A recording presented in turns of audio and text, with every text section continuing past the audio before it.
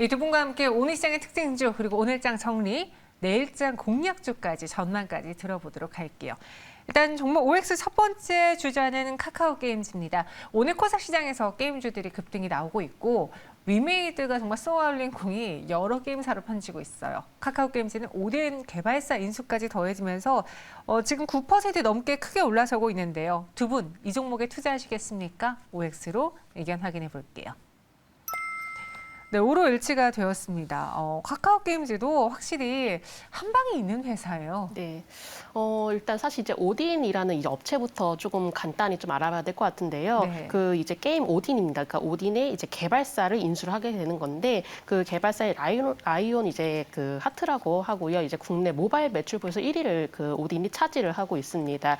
근데 이제 카카오게임즈가 뭐 유럽 법인이라든지 또 여러 가지 글로벌 사업으로 경쟁력을 확대를 하겠다라는 좀 계획들을 많이 보여지고 있는데요. 그렇기 때문에 이런 경쟁력을 목표로 해가지고 바로 이 라이온 하트의 스튜디오 지분을 약 이번에 37%가량 좀 인수계약을 체결을 했습니다. 그리고 이미 작년 5월경에도 이제 지분 21%가량 또 확보를 하면서 이렇게 공격적으로 뭔가 이제 글로벌 시장에 좀 나서려는 움직임이지 않나라고 좀 볼 수 있을 것 같고요.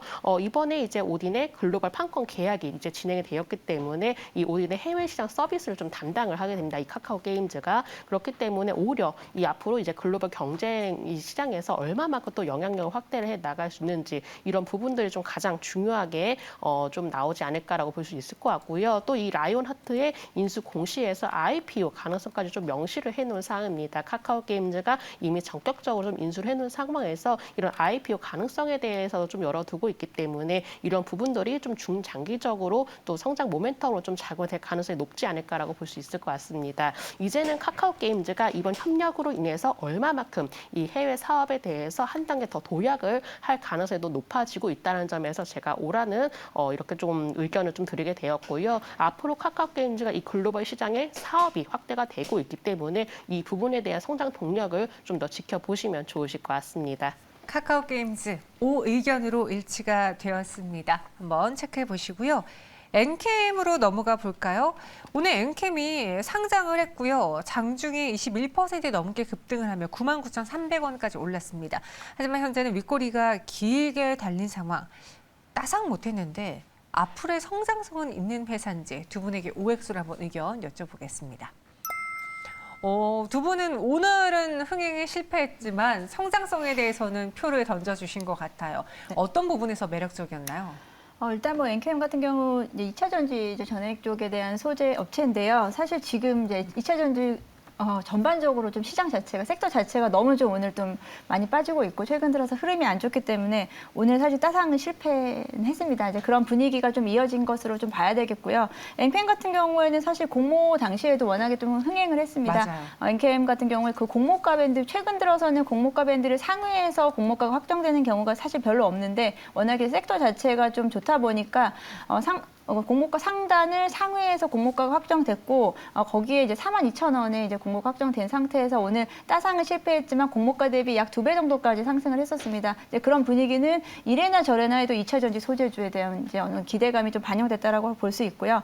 지금 이제 시장이 이러다 보니까 좀 그렇고 지금 추가적으로 좀 상승 여력은 충분히 있다라고 보고 있는데 최근에 2차 전지 관련주들이 조금 그러니까 상장한 기업들이 사실 좀 흐름이 좋지 못했어요. 뭐 지난주에 했던 GI텍이라든지 그리고 원중 같은 경우도 그 지난주에 또 상장을 했는데 그 후로 사실 흐름이 계속 좀 꺾이고 있다. 사실 반등이 나오는 시점이 아직 돌아오지 못하고 있는 부분에서 엔캠 오늘 좀 빠졌긴 했는데요. 추가적으로 좀 급하게 들어가시지 말고요. 지금 신규 매수 관점에서 좀 급하게 들어가시기보다는 2차 전지 전반적으로 좀 흐름 자체가 돌아왔을 때 저는 좀 신규 매수 관점 시기를 좀 봐야 된다. 그 적정가 자체가 지금 만들어지기도 시작하지 않은 가격이기 그렇죠. 때문에 지금 좀 한동안 좀 지켜보시다가 어느 정도 좀 지지선이 좀 나온다라고 한다면 그때 좀 매수 찬스로 좀 노리시면 좋을 것 같습니다. 다시 말해서 네.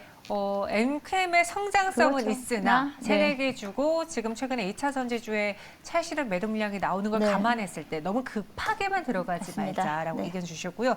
우리 김진경 본부장님은 엔캠의 어떤 것을 좋게 보시는지요?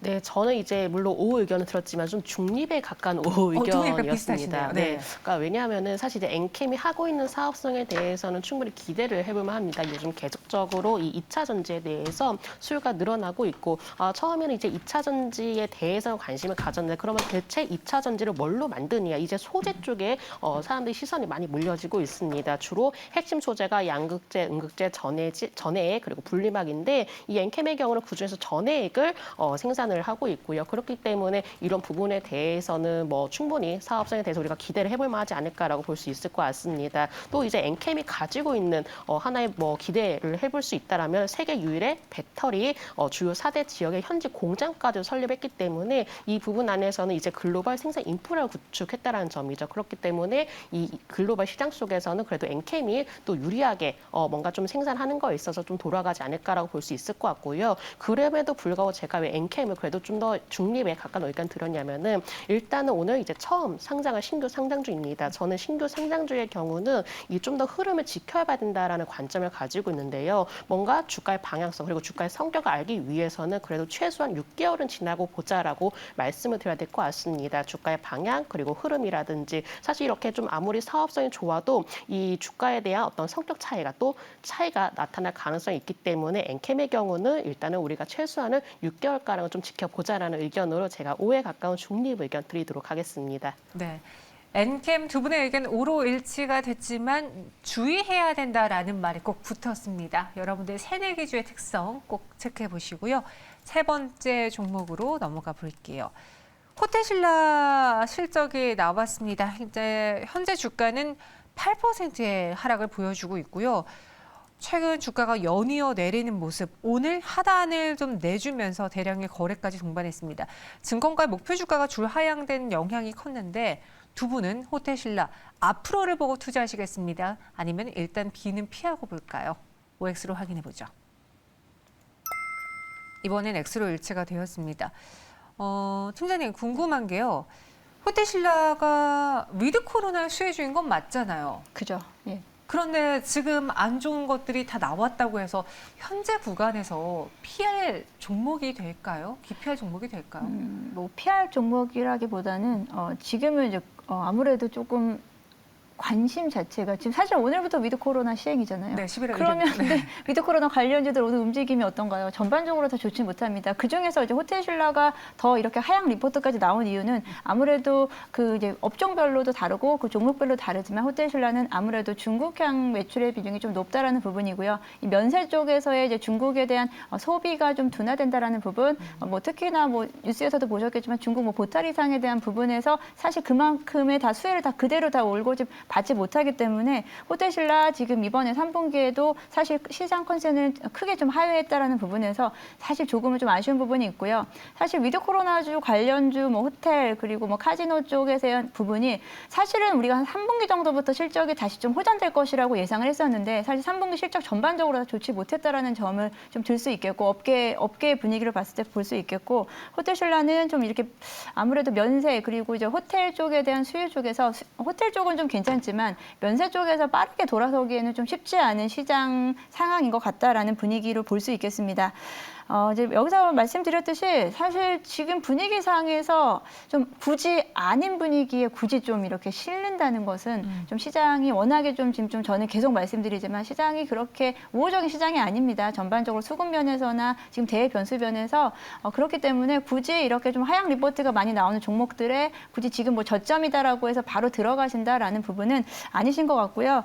호텔신라는 충분히 좀 실적 면에서 좀 호전이 되고 이 분위기에 반영되는 시점에서 다시 들어가시는 게 좋겠고 사실 하단으로는 지금 8만 원 선이 좀 뚫릴 수도 있을 거다라는 분위기인데 한 7만 5천 원대까지는 좀 지켜보셔야 되지 않을까라고 생각하고 있습니다. 네, 호텔신라 그래서 X 의견 주셨고요. 그럼 여타 다른 면세점주에게도 다 해당되는 내용이니까 사실 뭐 신세계도 그렇지만 신세계는 면세점과 함께 백화점까지 있어서 오로지 호텔 면세로 영향을 가장 많이 받는 거는 호텔신라 같거든요. 네네. 저는 이제 호텔 신라에 대해서는 조금 다소간의 시간이 필요하다라고 좀 말씀을 드리겠습니다. 물론 앞서서 이제 신세계도 마찬가지로 이렇게 면세점 사업을 하고 있지만은 호텔 신라의 경우에 바로 이 면세점 쪽에 좀 비중이 높습니다. 근데 이제 호텔 신라의 경우는 이 면세점 쪽에 또 그만큼의 마케팅 비용들이 좀 투자가 되어 있는데 이런 투자를 좀 거두어 들일 수 있을 만한 그런 매출이 나와야 되는데 아쉽게도 이 코로나 타격으로 인해서 그런 부분은 좀 현재 보여지진 않고 있습니다. 사실은 뭔가 면세점 시장이 활성화가 되기 위해서 바로 여행 사업이 전반적으로 또 회복이 돼야 되고 특히나 여행 사업이 또 잘 돼야 면세점 사업도 잘 되게 되는데 지금 물론 어떤 기대감들 나오고 있지만 아직까지 여행 사업이 굉장히 잘 되고 있다라고 볼 수는 없을 것 같습니다. 그렇기 때문에 호텔 신라도 마찬가지로 뭔가 여행 산업이 좀 제대로 돌아가는 모습이 나와야 면세점 쪽에서 좀 매출이 나올 가능성이 높기 때문에 아직까지는 좀 시간이 필요하다라고 좀 말씀을 드려야 될 것 같고요. 물론 이 호텔 신라도 마찬가지로 뭐 리오프닝 관련주로서도 좀 알려져 있긴 하지만은 지금 시장 자체로 봤을 때는 리오프닝 관련주라고 한다면은 뭐 여행주, 엔터주, 뭐 콘텐츠 관련주, 화장품주들이 관심을 모아지고 있고 특히나 이런 종목들이 최근에 반등을 보이고 있습니다. 이 호텔 신라가 지금 현재 좀 소외가 되는 모습 보여지고 있기 때문에 아직까지는 우리가 뭔가 이르게 기대감을 좀 갖기는 어려울 것 같고요. 조금은 여행 사업이라든지 글로벌적으로 이 위드 코로나가 어떻게 돌아가는지 이 부분에 따른 영향에 따라서 주가의 움직임이 또한 달라질 수가 있기 때문에 현재는 조금 관망하면서 지켜보자라는 점 말씀드리도록 하겠습니다. 알겠습니다. 세 가지의 특징주의 OX를 들어봤고요. 그럼 오늘 장을 정리하는 차원에서 마감 종례도 해볼게요. 팀장님, 네. 오늘 시장이 물론 지수는 오르는데 하락하는 종목들이 왜 이렇게 많이 눈에 띌까요? 네, 하락하는 종목뿐 아니고요. 사실 테마주 성격의 종목들이 대부분 그 상위 종목의 그 상승률 상위 종목에 차지하고 있고 사실 지금 무거운 섹터들은 다 지금 여전히 무겁고 2차 전지 쪽 과하게 빠지고 있고 이런 분위기가 사실 즐겁지만은 않은 오늘 장인 것 같습니다. 이런 분위기는 뭐 사실 11월 지금 오늘 11월 첫날인데 좀 긍정적인 이야기를 좀 해드리면 좋겠지만 11월에도 여러 가지 좀 이슈가 있습니다. 일단은 국내에서도 이제 금리 인상에 대한 또 추가 금리 인상에 대한 분위기가 좀 이어질 것으로 보고요. 그리고 이제 미국에서 테이퍼링에 대한 어느 정도 속도가 빠르게 나타날지에 대한 부분까지 우리가 좀 체크해보고 좀 지켜봐야 될 부분이 있기 때문에 이 관망 심리는 계속될 것이라고 생각이 들고요. 마찬가지로 그렇기 때문에 대형주 중심의 장보다는 역시나 중소형주, 테마주 성격의 좀 장이 좀 강하게 나타날 거다. 그렇기 때문에 사실 일반 투자자분들께서는 사실 대응하기가 조금 어려운 시장이 되지 않을까 싶습니다. 지금은 뭐 급하게 어떤 변화를 주시는 장 자체가 사실 그것도 좀 힘든 상황인 것 같아요. 그렇기 때문에 지금은 좀 관망 심리를 좀 보시고 만약에 현금 확보가 좀 가능하시다라고 한다면 다음 기회, 그러니까 한 번 더 좀 조정이 좀 있지 않을까라고 좀 생각이 들기 때문에 현금 확보를 조금 해두시는 게 어떻겠나라고 생각하고 있습니다. 네, 현금 확보가 다소 필요해 보인다. 네. 이런 의견 주셨고요. 김진경 본부장님은 오늘 장 어떻게 보셨어요? 전반적으로 이 시장 속에서는 우려감이 남아있는 분위기인 것 같습니다. 바로 미국의 이제 테이퍼링에 대한 우려감이 현재 남아있기 때문에 일단은 좀 더 어느 정도 그 이벤트들을 확인을 하고 넘어가자라는 심리가 좀 강해지는 것 같고요. 그리고 뭔가 적극적인 또 매수세가 유입이 되지 않고 있기 때문에 오히려 관망세가 짙어지는 모습 보여지고 있습니다. 이제 변동성 장세는 좀 여전히 이제 진행 중에 있는 상황인데 오늘 보니까는 대다수 많이 하락했던 종목들이 그래도 소폭 반등을 시도하는 모습 보여졌습니다. 물론 장조의 변동성이 좀 나타나면서 오전에는 오르다가 또 오후에는 다시금 또 하락하는 또 모습 보여지긴 했지만은 그래도 봤을 때는 그동안 많이 하락했던 종목, 그동안의 업종이라든지 실적이라든지 그런 부분들이 너무나 큰 우려가 반영이 되었던 종목들이 서서히 반등이 나오고 있고요. 뭐 구체적인 예로 말씀을 드린다면은 바로 SK 하이닉스가 또한 빨간불을 좀 보여지고 있습니다. 사실 이렇게 좀 반도체 업황에 대해서는 굉장히 많은 걱정들이 많았었죠. 하지만 이런 부분들이 서서히 해소가 되고 다시 한번 뭔가 회복의 시기를 좀 나타내고 있다. 이런 업종들이 다시금 좀 시장에서 주목이 되고 있기 때문에 오히려 우리가 그동안 많이 걱정을 했었고 많이 하락을 했던 업종이라든지 종목들 위주로 한번 낙폭 과대된 종목 위주로 개별 종목 중심으로 좀 대응한다면 그래도 어렵지 않을 투자를 할 수 있다라는 점 말씀을 드려보도록 하겠고요. 이미 올라가는 종목 따라잡기보다도 앞으로 뭔가 시장의 반등이라든지 종목의 반등을 생각하게 된다면 우리가 지금부터는 낙폭 과대된 바닥 종목들을 한번 살펴보자라는 점 말씀드리도록 하겠습니다. 네, 이번 주에 FOMC 결과 또 테이퍼링의 공식화를 걱정하신 분들이 많은데 공식화 된다면 우리가 우려했던 게 나와서 어느 정도 불확실성 해소로 차츰 안정기로, 물론 충격을 받겠지만 그 이후 안정기로 다시 돌아설까요? 아니면 테이퍼링의 시작, 공식화를 알리는 만큼 더 큰 악재를 계속 가져다 줄까요? 사실 시장 분위기는 좀 더 지켜봐야 될 부분이고 예측하는 게 좀 쉽지 않은 시장 장세긴 하지만 일단은 지금은 관망 심리가 좀 강하다. 그렇기 때문에 오히려 좀 불확실성 해소가 나타난다면 단기 좀 반짝 또 기술적 반등은 좀 이어질 수 있다라고 보고 있고요. 그 다음에 이제 이어진 연말에서 내년으로 이어지는 앞으로의 전망에 대해서는 사실 이제 내년도에 대한 경제 성장률이라든지 사실 거시적인 변수가 좀 좌우를 할 거라고 생각을 하고 있습니다. 그렇기 때문에 지금은 일단 시장의 분위기를 좀 파악을 해야 될 것 같고요. 그러기 위해서는 뭐 지금 전 섣부르게 저는 예측을 한다는 것 자체가 좀 어려운 시장이다라고 좀 보고 있어요. 알겠습니다. 마지막으로 동시효과 구간 분위기 보시면요. 코스피는 0.31%의 상승, 강보합에서만 움직이고 있습니다. 코스닥은 전거래일보다 0.6% 오른 998.37포인트, 오늘 장중에 1000포인트를 넘기긴 했지만 종가로는 지켜내지 못하고 있는 상황입니다. 지금까지 마감 동시효과 함께하셨습니다.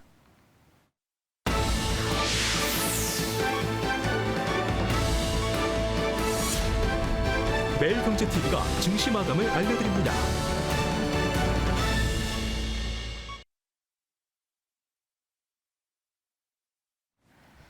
11월 첫 거래일 월요일 우리 증시 장을 마쳤습니다.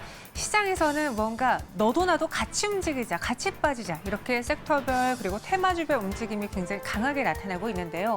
오늘은 게임주가 함께 올라섰습니다. NC소프트도 3% 넘는 강세를 보여줬고 펄어비스 10만 9,200원 그리고 카카오게임즈는 오딘의 개발사 지분 인수 소식 때문에 가장 큰 상승 탄력을 보여주면서 10% 가깝게 올랐습니다. 윈메이드는 그동안 상승 피로감이 있음에도 불구하고 오늘 빨간불을 켜는 모습이고요. 18만 3,500원의 종가 형성했습니다. 더불어서 넵튠과 웹젠, 네오이지도 올랐는데 오늘 이 중에선 M게임이 상한가를 기록했습니다. 갖고 있는 이 게임의 구글 플레이 스토어 1위 소식이 나왔죠. 그로 인해서 M게임은 상한가를 직행하는 모습. 이런 전체적인 흐름 속에 지수는 어땠을까요? 종가 확인해 보겠습니다. 코스피는 전일보다 0.28%밖에 오르지 못했습니다. 2,978.94포인트.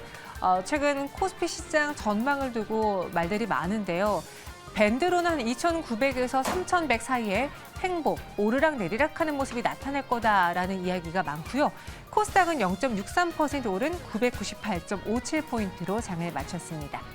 이번 주 시장을 무겁게 만드는 건 말씀드린 것처럼 FOMC 회의 결과 그리고 테이퍼링의 공식화, 이에 따른 원달러 환율의 변동 이런 것들을 우려하고 있는데 오늘 시장에서는 개인과 외국인의 코스피에선 매도를 했고요. 기관이 6,114억 원의 나홀로 순매수를 보였습니다. 코스닥에서도 살펴보시면 개인은 1,695억 원의 매도, 외국인은 679억 원의 매수, 기관이 1,329억 원의 매수 우위를 연출했습니다. 섹터별로는 음식료 업종과 의약품 업종이 오늘 코스피 시장에서는 눈에 띄었고요. 건설업종도 0.68% 상승, 금융업종도 0.6% 올랐습니다. 반대로 철강 금속 업종은 오늘 좀 크게 밀렸습니다. 코스닥 시장에서는 업종으로 봤을 때는 하락하는 업종과 상승하는 업종 혼조 양상이 연출이 됐고요. 디지털 콘텐츠가 눈에 띄게 최근 몇 주간 계속 눈에 띄게 코스닥 시장에서 아웃퍼폼하고 있는 모습. 오늘은 업종 지수가 무려 5.27% 상승했습니다. 특징주로는 서울옥션 보겠습니다. NFT 열풍이 미술품 시장도 그리고 경매 시장도 더 뜨겁게 만든다. 서울옥션의 경우에는 이 플랫폼도 부여하고 있죠. 오늘 21% 넘게 급등하면서 33,850원에 장을 마쳤고요. 갤럭시와 머니트리도 관련주로 오늘 52주 신고가를 기록했습니다. 반대로 에이스토리는 오늘 13% 넘게 급락했는데요. 에이스토리 주주분들에게는 블랙 먼데이라는 말이 생겼습니다. 지리산이 토요일, 일요일 방영 시청된 이후에 월요일에 실망 매도 물량이 나오면서 지난주에 이어서 이번 주도 급락하는 모습이었고요. 32,350원까지 밀렸습니다. 이렇게 오늘 시장 정리해봤고 우리 개인 투자자들에게는 어떤 하루였을지 한 줄 평으로 정리해볼게요. 김진경 본부장님 전해주시죠. 네, 오늘은 대체적으로 리오프닝 관련주를 반등을 좀 보였던 장이었던 것 같습니다. 이제 오늘부터 바로 위드 코로나 이제 전환이 되기 시작했는데 바로 이 리오프닝 관련주들이 오전장 반등을 보였었고요. 뭐 대표적으로 엔터주라든지 뭐 CJ CGV 같은 영화관 관련주 그리고 뭐 아모레 퍼시픽과 같이 이 화장품주들 이렇게 전체적으로 위드 코로나로 인해서 소비가 증가를 할 수 있겠다라는 기대감이 많이 나타났던 것 같습니다. 물론 장중의 변동성으로 인해서 물론 이렇게 장 초반보다는 계속 상승세를 좀 유지를 하지 못했지만은 그래도 전반적으로 이런 좀 분위기들을 확인을 할 수 있었던 것 같고요. 아직까지는 시장에 대해서 변동성이 좀 남아있는 상황이기 때문에 계속적으로 업종별로 순환매 장세라든지 아니면 쏠림 현상이 나타나고 있습니다. 그 안에서도 바로 이 리오플링 관련주의 경우는 실적 개선에 따른 기대감이 충분히 나타날 수밖에 없을 것 같은데요. 점진적으로 소비가 증가를 하게 되고 또 외출이 증가를 하게 된다면은 이와 연관이 되어 있는 사업군들이 계속적으로 좀 수혜를 받을 수밖에 없을 것 같습니다. 결과적으로 뭔가 실적 개선 기대주 위주로 좀 반등을 보이고 있다는 점 말씀을 드려보도록 하겠고요. 계속적으로 위드 코로나 전환 그리고 리오프닝에 대해서 이야기가 당분간 나올 가능성이 높기 때문에 이러한 관련주들을 우리가 한번 당분간 지켜보시면 좋으실 것 같습니다. 리오프닝 관련주들의 반등이라고 한 줄 평 써주셨습니다. 그럼 우린 내일 또 어떤 종목으로 미리 준비를 해볼까요? 장이 마치자마자 내일 시장을 또 준비해야 되는 주식 투자자분들 내장 미리 보기 두 분의 선택의 키워드부터 확인해 보겠습니다. 리비안 관련주 유니콘 기업. 이 유니콘은 국내에서예요? 아니면 해외에서예요? 국내 기업인 거죠. 예. 국내 유니콘 기업. 그럼 아예 그 기업을 들고 오신 거군요. 수혜주가 맞습니다. 아니라. 네. 알겠습니다. 리비안 관련주면은 또 우리 시장을 뜨겁게 만들 만하긴 한데 너무 변동성이 큰 종목이지 않습니까? 오히려 이렇게 변동성이 또 심화가 되고 있는 장에서는 만약에 단기적으로 대응하신다면 더 유리한 종목일 수가 있기 때문에 제가 오늘 리비안 관련주로 말씀드리도록 하겠습니다. 리비안 관련주 유니콘 기업. 떠오르고 있는 또 새롭게 우리 시장에 파장을 미칠 만한 종목들입니다. 내일장 미리 보기에 그 종목 무엇인지 확인해 볼게요. 이 두 분은 내일 지어소프트와 아진산업을 주목해 보겠다고 합니다. 지어소프트 네. 많은 분들이 아시죠? 특히나 코로나19로 인해서 더 그렇죠. 뜨거워졌던 종목이죠. 잘 아시네요. 지어소프트 사실 좀 모르시는 분들도 아직도 많이 계시는데요. 사실 지어소프트보다 지어소프트의 자회사인 오아시스 마켓에 대한 좀 관심이 좀 많아졌습니다. 작년 같은 경우 이제 코로나19 관련해서 이제 온라인 마켓에서의 성장세가 두드러지는 부분 때문에 지어소프트는 오아시스다라고 이렇게 거의 일치시켜서 생각하시는 분들이 많으실 텐데요.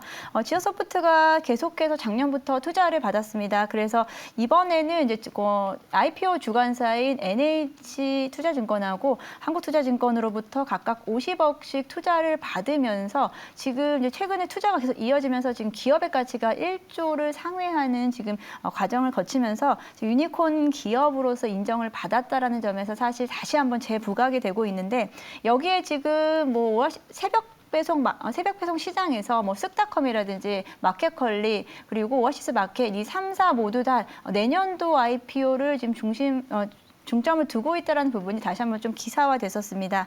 이렇게 조금은 좀 개별주 좀 포인트가 좀 강하긴 하지만 지어소프트 최근에 주가의 흐름이 워낙에 좀 조정이 깊었기 때문에 지금 가격대가 괜찮아 보이기 때문에 제가 가지고 왔습니다.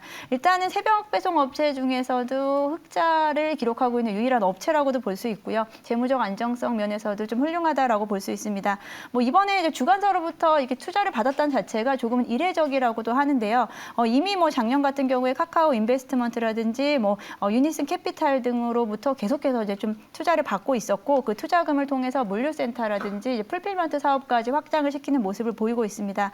새벽 배송은 사실 코로나19가 어떻게 보면 좀 지금 한 2년 가까이 진행됐음에도 불구하고 계속해서 어떻게 보면 시장에서 구축을 하고 있는 단계인 거고요. 매출액 같은 경우도 코로나19 작년도부터 해서 계속해서 성장세를 보이고 있고 이에 맞게 영업이익도 이제 전반적으로 좋아지고 있다라는 부분을 들 수 있겠습니다. 가장 중요한 부분은 이게 개별 이슈로 아무래도 IPO가 될 수 있고요. 이 IPO는 이제 동사분 뭐 지어소프트뿐 아니고요. 뭐 마켓컬리도 사실은 처음에는 이제 뭐 미국 상장을 이야기하다가 다시 이제 국내로 좀 전환하는 모습을 보이면서 만약에 이렇게 새벽 배송 업체들 간의 IPO에 대한 경쟁이 오히려 더 좀 뜨거워질 경우에는 지어소프트 역시도 같이 좀 주목을 받을 수 있지 않을까라고 생각을 하고요.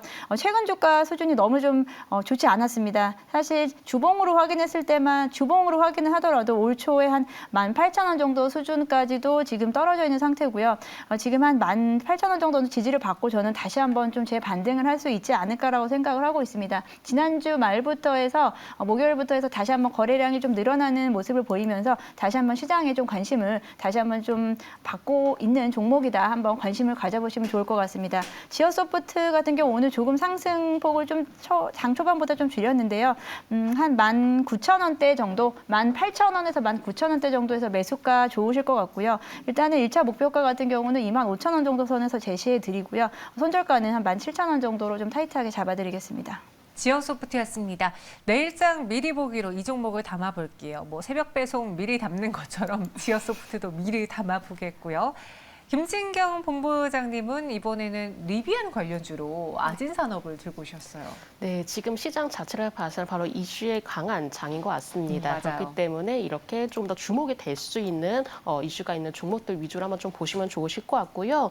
왜 리비안 관련주냐라고 좀 말씀을 드리냐면은 이제 리비안이 최근 이제 대규모 인력 채용 소식을 전했습니다. 그만큼 회사가 바쁘게 돌아가고 있다라는 거를 간접적으로 볼 수 있을 것 같은데 리비안이 바로 대우 부품, 전기차 부품 테스트 완료를 했다라고 합니다. 근데 아진산업이 이 대우 부품의 최대 주주이기 때문에 바로 리비안 관련주로 좀 시장에서는 알려져 있다라고 말씀드리도록 하겠고요. 이 아진산업의 경우가 최근에 뭐 고강도라든지 또 경량 차체의 수요 증가로 인해서 또 획일화된 제조 방법에 나서고 있습니다. 바로 이 연비에 대해서 계속 문제가 좀 제기가 되고 있는데 그만큼 차량 경량에 대한 기술력이 가장 중요하게 주목이 되고 있고 아진산업도 마찬가지로 이 차량 경량을 위해서 여러 가지 기술력을 가지고 있기 때문에 이 또한 하나의 경쟁력으로 좀 부각이 되지 않을까라고 볼 수 있을 것 같습니다. 주요 고객사로는 바로 현대차, 기아차인데요. 차체 부품뿐만 아니라 최근에는 바로 이 자동차 전장 부품 개발에도 계속적으로 좀 진행에 나서고 있기 때문에 이 부분에 대해서도 또 하나의 사업 성과를 좀 기대를 해볼 수 있겠다라고 보시면 되실 것 같고요. 특히나 차에 필수적으로 좀 들어가게 되는 블랙박스라든지 어라운드 뷰라든지 여러 가지 IT 부품 개발에 이어지고 있기 때문에 새로 모멘텀으로 좀 작용이 될 가능성도 높을 것 같습니다.